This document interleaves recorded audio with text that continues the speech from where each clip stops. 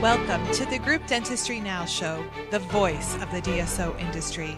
Kim Larson and Bill Newman talk to industry leaders about their challenges, successes, and the future of group dentistry. Visit groupdentistrynow.com for more DSO analysis, news, and events. Looking for a job or have a job to fill? Visit joindso.com. We hope you enjoy today's show. I'd like to welcome everyone to the Group Dentistry Now Show. I am Bill Newman, and as always, we appreciate everybody listening in to us on Spotify, Apple's platform, Google, or you might be watching us on YouTube or listening to us on YouTube, as the case may be, with this podcast. Without an audience, we wouldn't have a show, and of course, without great guests, we wouldn't have an audience. So our next guest up here, you may have seen or heard Chip on some different podcasts. He's been in the dental industry for quite a while. We have Chip Fichtner. He is the principal of large practice sales. So Chip, welcome to the Group Dentistry Now Show. Thank you, Bill. Appreciate you having me. Yeah, and just some background. Chip and I have known each other for, gosh, it has to be a dozen years now. I think I met you in Boston at the Yankee meeting, if memory serves me correctly. And you know, Chip's been in the dental industry before he got involved with large practice sales. So Chip, I'd love you to kind of paint a little bit of a picture for the audience, what your background is, how you got into the dental industry, and then why you started large practice sales. Sure, absolutely. Well, again, I appreciate you having me on the show. And yeah, I think it has been 10 or more years. And given the number of shows that you and I have been to, I'm sure we've run into each other at many of them. My background's pretty simple. I've been buying, building, starting, and selling companies primarily for my own account for the last 40 years. Some of them were public and some of them were private. And a buddy of mine approached me about 10 years ago. Was a venture capitalist who had invested in a unique dental technology. He asked me to look at it because he thought I could help him market it. I looked at the company and said, I don't want to market it, but I'll buy the company. So we bought the company. It was a company called True Denta that we built up and sold in about 5 years. And one of the clients from that business came to me. He had an 18-office multi-specialty group and said, you're an ex-investment banker. Maybe you can help me sell my practice. I said, I don't know anything about selling practices, but I can learn if you'll pay me enough. And so that was our first transaction. And since then, we got lucky in that our niche was we focused only on larger practices. Our typical client is going to have at least $500,000 in operating income and up.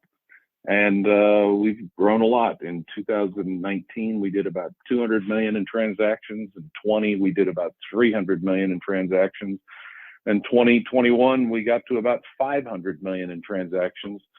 And then in this quarter, we'll do over 300 million in transactions just in the first 90 days. So that gives you an idea of how the whole dental consolidation is accelerating. I would guess that there was a new DSO formed at least every week during 2021. All of them are eager to find great practices to partner with. And the invisible DSO, which is a term that we coined, which focuses on DSOs that are not interested in rebranding their partners, and in their model, the doctors remain as owners either in the practice or in the parent, and they're invisible because they don't rebrand and they don't try and micromanage the practices. They are functionally silent partners.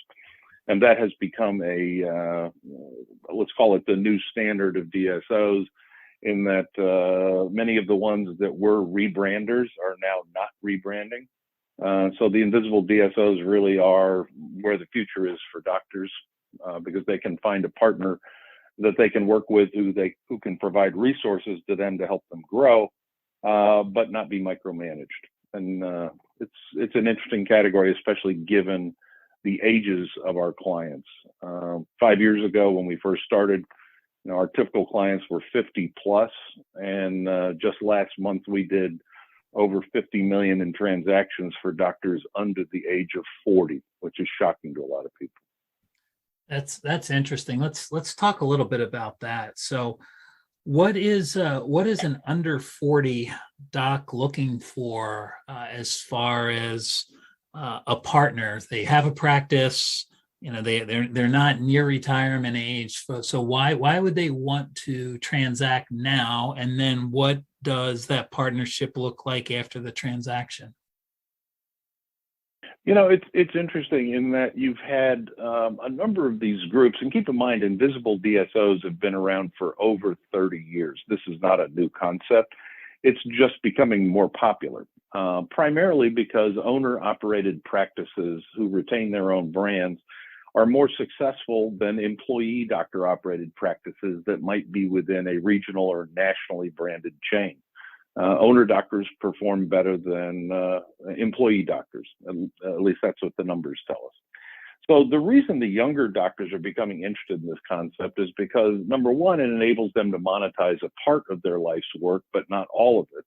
And that equity ownership that they retain can become extraordinarily valuable. Again, this is 30 years old. And so just in the last 60 days of 2021, there were over $4 billion of recapitalizations, which means the investors who formed the invisible DSO monetized their investment for the benefit of the doctors and the investors. And those monetization events can create staggering wealth for the doctors who have retained equity. In the case of all of those, they were all relatively young. And some of the doctors in those transactions multiplied the amount of their retained equity by anywhere between 3 and 7 times. So had you gotten into, let's call it 2 of those 3 groups 3 years prior to their monetization in November, and you kept $1 million in equity, all of a sudden your equity is worth 3 to 5, and in some cases $7 million in less than 3 years. So it is for the younger doctors really a wealth building partnership than a path to a transition. And there will be tens of billions of dollars of monetizations of DSOs this year. And so the doctors in those transactions stand to reap significant gains, far more than they would get working as a dentist for the next 10 or 20 years. And so that's really what's driving the younger doctors to it. They are seeing the success of the recapitalizations and the monetizations of these groups. So there's a lot of wealth creation going on. There's a ton of activity. You talked a little bit about large practice sales numbers. So you talked about 2021, $500 million in 2021. Is that right? Did I get that right? 500 million? Yes, sir. Okay. And then just in Q1 of this year, you'll be at 300 million. Yes, sir. We sure will. Gosh. Okay. So there was a lot of talk around 2021 being, a really active year because of the proposed capital gain or the speculated capital gains tax, right? That hasn't happened. So not yet anyway, right? So we go from a really active year in 2021. And it doesn't look like 2022 is going to slow down at all. Not for large practice sales, but for the industry at all. So I'm going to not so much talk about that, but kind of leave that out there. And towards the end of this podcast, I'll let you speculate on where the industry's headed and what consolidation looks like. Talk about large practice sales. So you talked a little bit about transition from a dental. Was it a dental manufacturer? You were making it. You had a dental product. You got out of that business. You sold that business. And then you helped an 18 location group transact, and then you started large practice sales after that. Tell me a little bit about your relationship with these invisible DSOs as a company, and then also your relationship with the docs that you bring to some of these invisible DSOs. Sure, absolutely. The invisible DSOs come in all shapes, sizes, and flavors. To give you an idea of the growth, let's just look at specialty for a second. 5 years ago, there was really one ortho-only consolidator. Today, there are 13 groups interested in partnering with great orthodontists. In oral surgery, there are also 15 oral surgery-only groups. 2 of those 15 are focused on groups that are implant heavy. The other 13 are focused on general oral surgeons. And that's up from 0 oral surgery invisible DSOs 4 years ago. On top of that, you have 10 endo-only groups And just in the last 6 months, there have been 4 perio-focused invisible DSOs. So all of those doctors who 5 years ago, their options were primarily multi-specialty groups for partners, today there are dozens of specialty-focused invisible DSOs that are all very well financed. And then on top of that, you have 2 other types, which are the dental trifecta invisible DSOs. These are groups that buy pedo, ortho, and oral surgeons only, in particular communities, with their goal being to lock in referral relationships.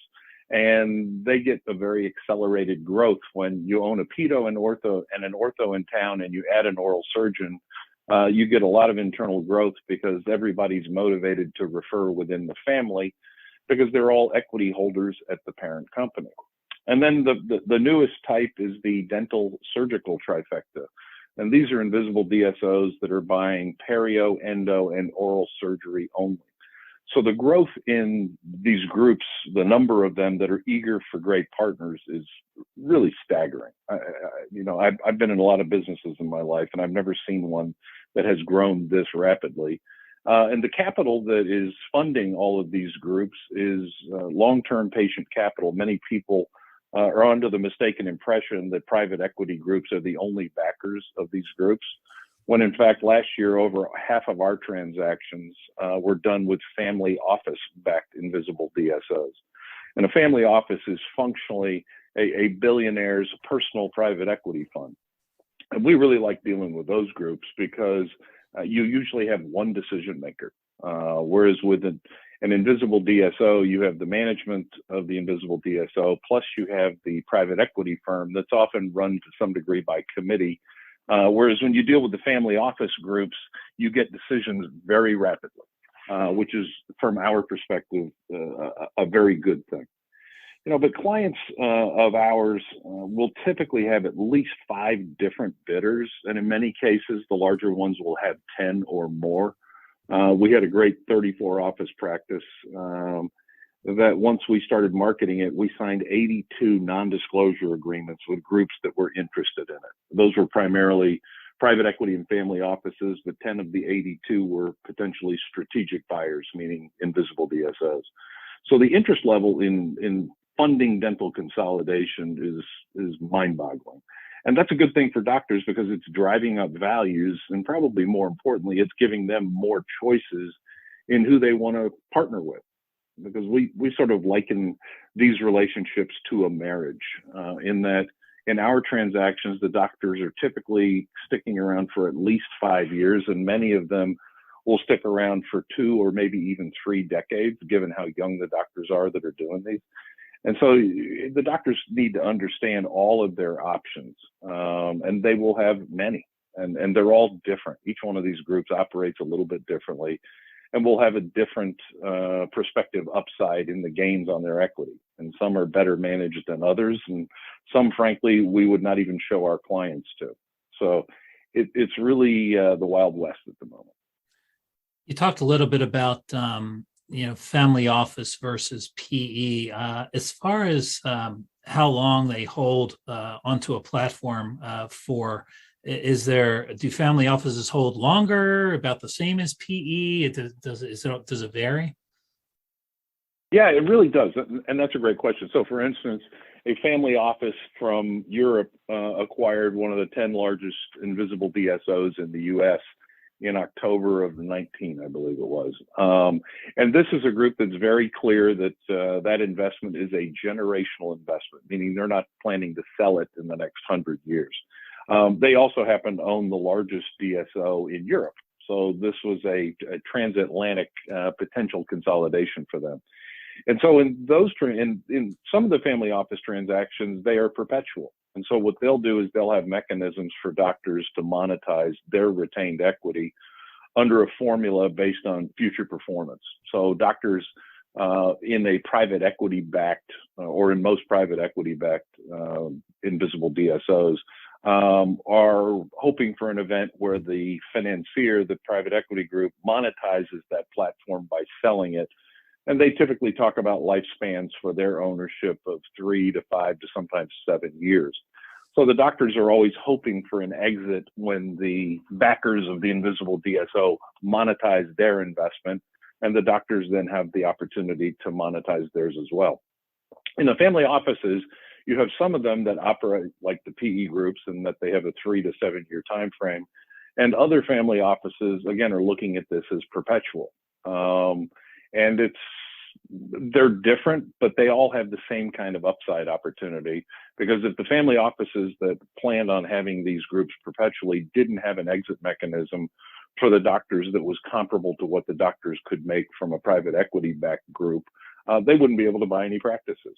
And all of these groups, I won't say all, but the majority of the ones we deal with are based on an acquisition model. Their goal is to acquire interest in, but not all of, great practices, and then provide them with the resources to grow bigger, better, faster, and more profitably.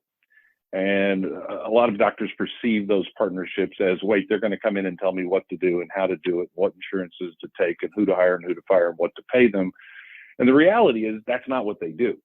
They don't have the capability nor the desire to micromanage these practices. They're paying premium values to buy premium practices, and their goal is to try not to break what they just spent a lot of money buying. So they don't come in and try and cram down policies, procedures, and tell the doctors what to do. That is not what the invisible DSO model is. And large practice sales, you're there to represent the dentist or the practice owner, and not the invisible DSO or the private equity or family office, correct? Yeah, and that's a good point. And I appreciate you bringing that up, in that we're unique in this industry in that we are only paid by doctors. And our fee structure is very simple. We get a percentage of the value of the transaction when it closes.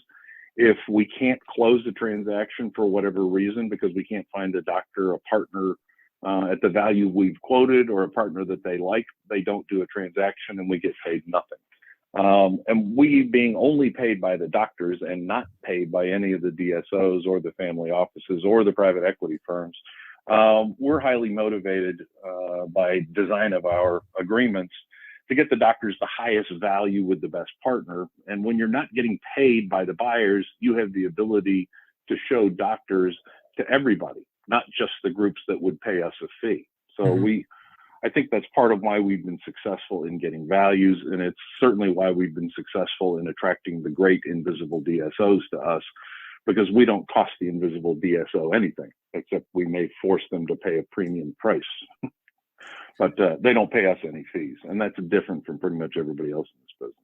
Really interesting, Chip. This is good to know. You mentioned earlier in the discussion that you had a client that you were representing, and you had, I think the number was 81 or 82 LOIs. Is that the number? No, 80 NDAs, non-disclosure NDAs. agreements. Okay, NDAs. Meaning, okay, got it. All right. Yeah, and out of that, how many LOIs? So the NDA means that you can have discussions, talk about the model and what a transaction may look like confidentially. So out of that, how many LOIs does somebody typically get, or maybe use that for instance on that one example? You know, in that example, because it was a 34 office group, it was very attractive to the hundreds of private equity firms that are not yet in dental consolidation, and looked at that practice as potentially becoming a platform for them to build a new invisible DSO. So when you do that, you get a lot of people that are contemplating it, but not necessarily ready or serious about getting into it. So I think on that transaction, we had 12 letters of intent, or functionally offers, which is not surprising. Still a lot of offers. Well, yeah, and that's a lot of offers, but you know, the interest level in this whole category. We had another a really unique practice. It was a 2-office GP practice last year that did over 45 million in collections. So think about that, a 2-office practice doing 45 million in collections. When we started marketing that group, same thing. We had dozens of interested parties that signed non-disclosure agreements to take a look. And we end up getting about 10, let's call it qualified offers. So, you know, part of our process is to make sure that we expose our clients to all of the prospective partners that may or may not be a fit for them, that we believe are qualified and quality groups. We try not to waste their time and our time with groups that may not be properly financed or may not be well managed. But we try and introduce our doctors to a wide swath of opportunities. So for instance, we're doing probably $100 million in transactions in New Jersey this quarter. And the oral surgeons, of which the majority of them are going to be getting offers from the oral surgery only groups. They'll get offers from the dental trifecta groups. They'll get offers from the surgical dental trifecta groups, and they'll have offers from the multi-specialty groups. And each one of these groups is different. And so we want the doctors to understand the differences between each group. And these transactions are not about the top dollar. These transactions are about picking someone you can live with for the next 5 years, who has the next 5 years or longer, who has the best potential upside in their equity, because that's where the money's made in these transactions. It's not so much the cash up front, it's what kind of money will your partners create out of the value that they are building.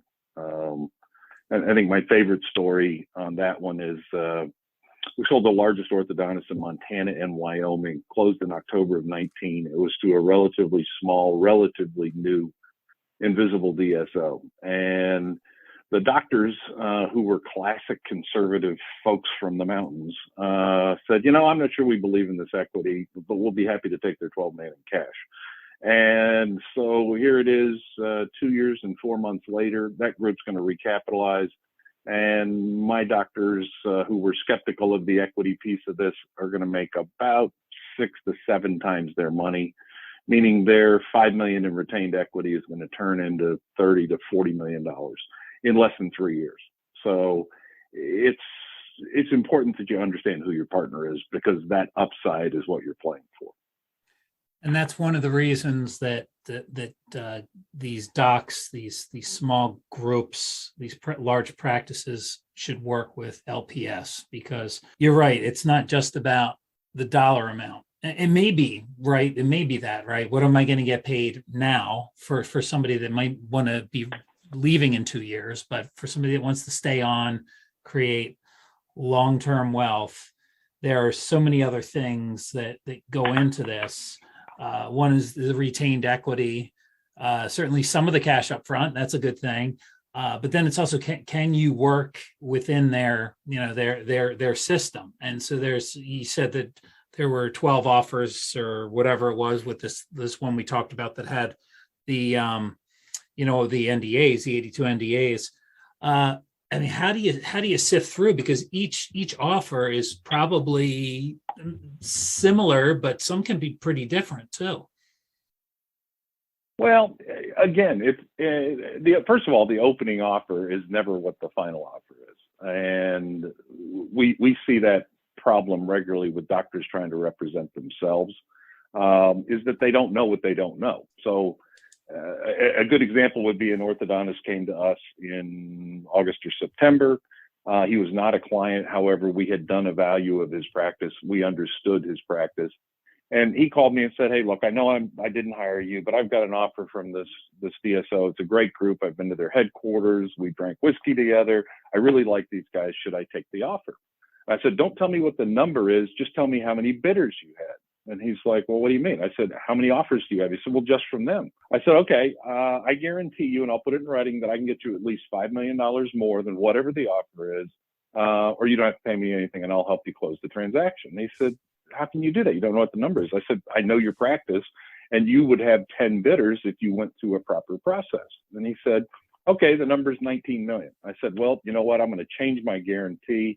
I'll get you at least $10 million more, or you can pay me nothing. He's like, you got to be kidding me. I said, no, I'll send it to you in writing. We'll put it down and let's go through the process. Well, lo and behold, we got 10 bidders for this doctor. The original bidder at 19, once we got involved, all of a sudden miraculously decided it was worth $30 million. So they raised their bid from 19 to 30. And what was funny about that was they didn't even make dinner. When we get 10 bidders, we will typically cut it down to 5 that get to come do an after-hours practice tour and dinner, and then we expect bids from them after that 5 fun nights at the steakhouse. So we ended up getting that doctor who was about to sign a $19 million transaction with a good group that we knew. We had sold them practices, and he ended up signing a deal, and we closed it in December at $42.5 million. If you're a doctor with a great practice and you don't have at least 5 bidders and preferably 10, you are leaving massive amounts of money on the table.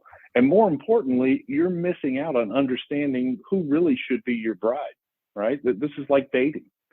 And unfortunately, those stories happen far too often. I think for some reason, while you have dentists who are definitely specialists and they know teeth, and trust me, I couldn't do a root canal, but whether you use us or use somebody else, you should absolutely be advised. These are life-changing transactions.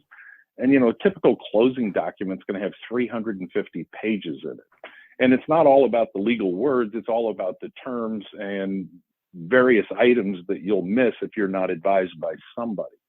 Because these are complex transactions, and you owe it to yourself to see all of your options, is my view. Chip, you mentioned something about proper process, and let's talk a little bit about what the process looks like from LPS side. So I have a practice. I engage LPS. Talk about the process after that. So we start every relationship with what I call the education call. I talk to doctors all day, every day, 6 days a week, and most of my calls are doctors saying, hey, I've heard about this invisible DSO thing. I'd like to learn more about it. So I'll set a call that's usually a 20-minute call with the doctor and say, let me tell you about this process. Tell me a little bit about your practice so I can understand whether we're qualified to represent you.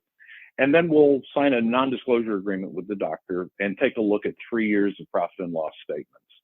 And we will go in depth into their financials and ask the doctors questions, and we'll come up with our belief of the operating income of that practice and the value of it. And then I'll have another conversation with the doctor and tell him what we believe those values are and give him an idea of what structure options will be available to him based on the bidders that we know.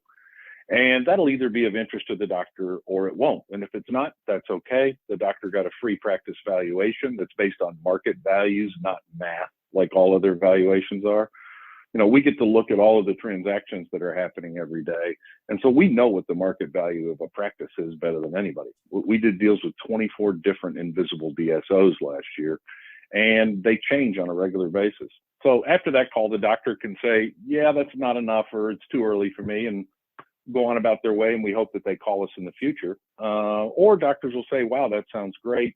And if they engage LPS, they're basically giving us a 6-month exclusive to find them a partner that they like at a value that they love. And if we can't do that, they have paid us a total of nothing. And we'll have invested our time and money on the hopes that we can bring them a great partner. And in today's market, we really don't even take a client if we don't know who the 5 bidders are for that doctor. There are far more buyers than sellers at the moment, which is a good thing for doctors. So we go through the process, which functionally entails showing the information about the doctor to the prospective partners, and then typically setting up 5 to 10 conference calls between the doctor, the partner, and us, and just introducing each other and talking about the practice and about the potential partner. And after that, we'll ask those groups that had phone calls to send what we call an indication of interest, which is functionally an opening offer. And that indication of interest will lay out what they see the value of the practice being, what they propose as future compensation for the doctor, and any restrictive covenants that may be involved in that. So we'll sit down with the doctor and take a look at all of those indications of interest or initial offers, and we will pick some number of them to come do an after-hours practice tour and dinner. And then after those dinners, we're going to ask the doctor, you know, who did you like the best? Okay, who'd you like the second best? And before we take anything other steps, we're going to put our client on the phone with other doctors that have done transactions with the groups that he is considering. Because we believe that the most important thing in these transactions is that the doctors fully understand exactly what's going to be different after they enter into a partnership. And so we want the doctors to have that conversation with other doctors who have done transactions with the groups that the doctor thinks he likes. And those are sometimes eye-opening for the doctors. But the idea is, we call that the part of the meet the family part of the process. You would not get married to someone typically unless you met their family. And so long before we get down to negotiating a final price and terms, we want the doctors to be comfortable with what they should be expecting. And then we sign what's called a letter of intent, which functionally gives the prospective partner typically a 60 to 90-day period to do their due diligence and close a transaction. The due diligence part of this is really important because it includes a mini audit, what's called a quality of earnings test. It includes legal due diligence, and it gets down to minutia such as pre-closing, you're going to have to deliver pictures of every serial number of every piece of equipment in the office and pictures of every tag on every fire extinguisher in your building or on the floor of your building if it's a multi-tenant building. We facilitate that because doctors have better things to do than do that, and we send a team to the office after hours or on a weekend to actually collect all that data to get a deal closed. It's a fairly complex transaction, and the quality of earnings part, the audit, is where millions of dollars are won or lost, and you have to understand how to what we call fight QOE, because the doctors will want to add back certain things, and the auditors will say, no, you can't add that back. And every dollar that you win in the QOE argument, will typically result in $6 or to sometimes as much as $12 in value. If a practice trades at a 6x multiple, every dollar that you win in that battle is worth $6. And if the doctor is trading at a 12x multiple, it's worth $12. So winning the minutia is important in achieving overall value. Yeah, so that actually leads into my next question here. So we talked a little bit about one trend that you've been seeing, which is this explosion of specialty platforms, specialty invisible DSOs out there in the past 3-4 years. COVID, I'm sure, accelerated that. You mentioned valuations and multiples of EBITDA. Tell me what you're seeing as a trend to valuations. It's definitely higher. I would say that in the last 12 months, the value of a typical LPS client has gone up at least 10 and in some cases 20%. And that's just because there's more bidders. And there are more groups with capital out there competing for the same assets. And when they have to compete, they have to raise their bids. And so we have seen a significant increase in practice valuations. We've seen a significant decrease in the average age of the doctors who are doing these transactions. And another interesting thing as a result of COVID is what we call the COVID earnout. During 2020, many doctors were reluctant to enter into these partnerships because they said, you know what, I want to wait till I get back to 2019 practice level performance, whether that's top line or bottom line.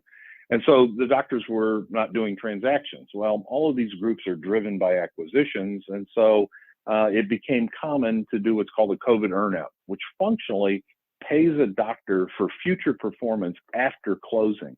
And every one of these earnouts is different. And we've seen them as long as 5 years where the doctor is getting paid additional purchase consideration for their practice as their practice grows post-closing. So they were invented to solve a problem during COVID, but at the moment, if you've got a growing practice, the COVID earnout can add 10, 20, 30, and sometimes even 40% on top of the value if your practice grows post-closing, which most practices do because they're now getting the benefits of their partner. And unfortunately, we're beginning to see offers not include earnouts. And those groups, we go back to them and say, look, all of your competitors have earnouts. You don't. If you want to be in the game on this practice, you're going to have an earnout. And the earnouts may be as simple as here's a real simple one we did in June for an oral surgery group. It was a growing oral surgery group. All of the doctors were under 45. It was an 8-office group, really phenomenal practice. And the buyer said, we really want you to do something now rather than waiting till you're back to 19 levels. So what we'll do is if you'll grow your top line revenues by at least 10% a year for the next 3 years, we'll pay you an extra $10 million in purchase consideration at the end of the third year. And the doctors were like, well, that's easy. We're already growing faster than that, except for the COVID speed bump. And it is a trifecta group, so we're going to get all the referrals from all the pedos and orthos in the family. Yeah, we'll do that in a heartbeat. So and they're way exceeding it already. So they're going to get an extra $10 million due to COVID earnouts. So from a timing perspective, we don't have the tax pressure of 2021, but in 2022, doctors would be smart especially growing doctors would be smart to understand the potential bump they get from the COVID earnout. Interesting. So besides specialty growth, valuations increasing, what else are you seeing what did you see in 2021 and does 2022 look like it's increasing? At least it is for you, but is 2021 going to be a bigger year for consolidation than 2022 across the entire dental industry? No, 2022 is going to be much bigger than 2021 because you have groups that really they were still repairing themselves in the first half of 2021 and weren't buying anything. And there are multiple top 10 DSOs that were very inactive in, let's call it 20 and the first half of 21, that are now back in the game. So the number of bidders goes up because of that. In addition, you're seeing these recapitalization events that are very well publicized. As an example, U.S. Oral Surgery Management that recapitalized in November. This was a group that went from an idea 42 months prior to November to 141 oral surgeons in 20 some odd states. And they recapitalized at a value of about $750 million. And that whole project took 42 months. That little announcement spread throughout the oral surgery world really fast. And we've picked up over $100 million in new oral surgery clients in the last 30 days. So doctors are realizing that having an invisible DSO partner is not a bad thing. They're not going to tell you what to do. And that there's potential huge upside in the retained equity.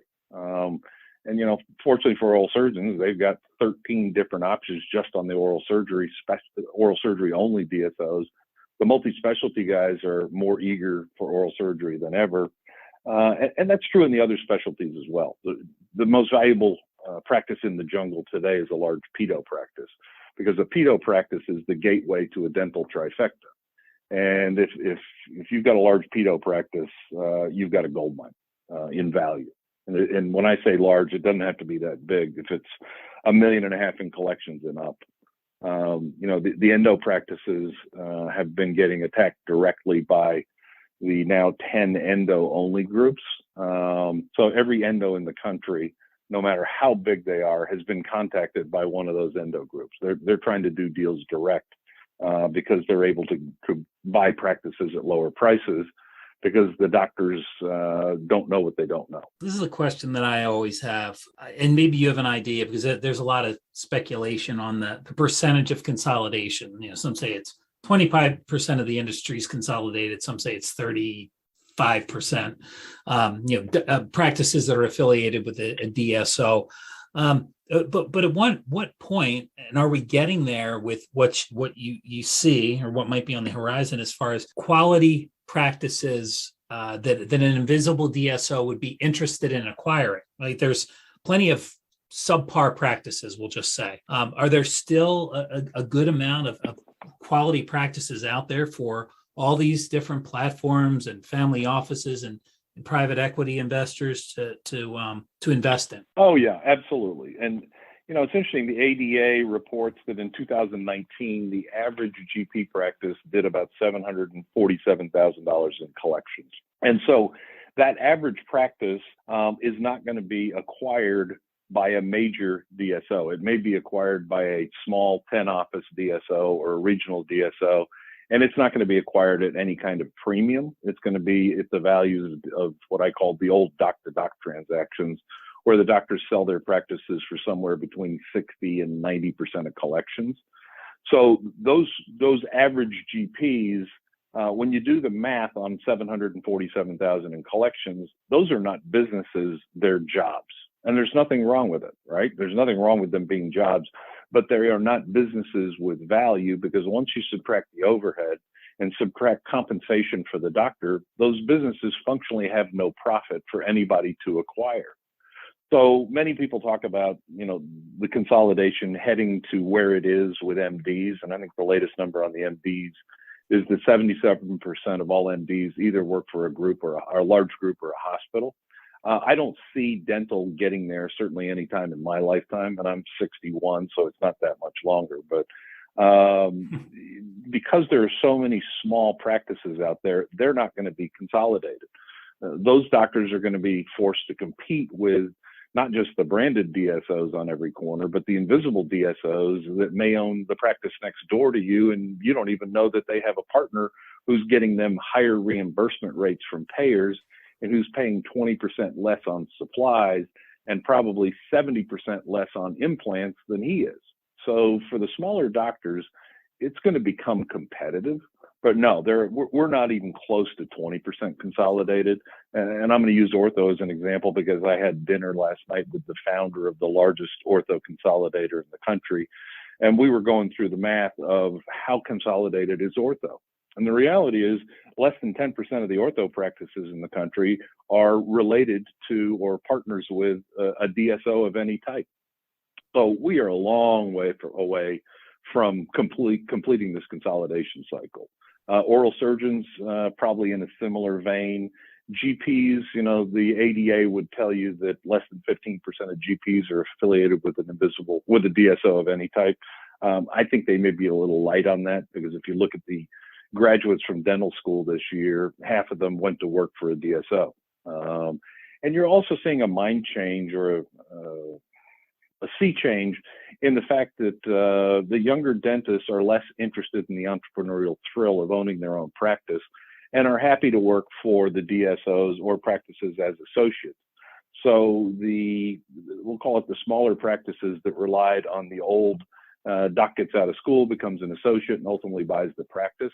I think those transactions have declined dramatically. I don't know because we don't play in that world. But yeah, there's definitely a lot of change going on in the makeup of practices and where consolidation is going. It is absolutely growing. And, doctors become interested in it for different reasons. COVID caused a lot of older doctors to not reopen after the shutdown. So it's changing. So it sounds like growth of the specialty DSO, valuations are up substantially, a lot more activity in 2022. And I thought 2021 was busy. So that's encouraging. Still a lot of opportunity for consolidation in the next 10, 15 years easily. Anything else I missed there as far as the future of the industry? Yeah, I think it's, I tend to talk a lot of specialty because we do a lot of specialty. And so this quarter, 100 million of our transactions will be GP and the other 200 million will be specialty. Again, that's due to the new capital in the specialty consolidation. But there's still probably 5 times as many transactions for GPs going to invisible DSOs as specialists, because the GP-focused invisible DSOs are also growing rapidly. Again, I apologize for focusing on specialists, but the GP invisible DSOs are growing mainly because the doctors don't have an exit. So let's say you've got a $3 million GP practice that's making industry average margins of 25%. So they're making $750,000 in EBITDA. In my world, that practice is going to be worth over $5 million. So it's now worth, almost 2 times collections instead of the old associate buy-in model of 60 to call it 80% of collections. So doctors with practices of that size, ultimately, if they want to get a market value for their practice on exit, their only option is a DSO or an invisible DSO because their associates can't afford to finance or pay them the market value of their practice. And so that's created, I think, a lot of the growth in the GP consolidation is because doctors with larger practices have no other exit because their associates can't buy them. Yeah, great point. So listen, as we close everything down here on this podcast, I just want to make sure that so a couple different stakeholders can get in touch with you. One is any of the invisible DSOs that don't currently work with large practice sales. Chip, how would they get in touch with you? The best thing to do is go to our website, which is pretty simple. It is lifesciences.com, and fill out our magic entry form or our inquiry form, or give us a call. Our main office number is 954-300-2644, and it's also on our website. But we'd love to talk to any doctor who'd like to learn more about this, and we're always interested in talking to the invisible DSOs that we're not dealing with now, and the prospective investors trying to get into the dental consolidation frenzy, because there's a right way to do it, and not all of them are following the right path. And Chip mentioned the doctors as well. So again, whether you're a specialist or you're a GP, large practice sales can help you and help you find the right partner, whether it's a family office, whether it's private equity, whether it's a strategic, which is and one of the invisible DSOs. There are a lot of options out there in large practice sales, and Chip and his team can really help you navigate what's becoming a much more complicated landscape, but it also presents you with a lot more opportunity. Yeah, and again, there are far more quality interested, we'll call them buyers, although they wouldn't call themselves buyers, they would call themselves partners, than there are great practices that are interested in this concept. It's growing, but it is definitely a seller's market at the moment, and the values are going up. That's great news.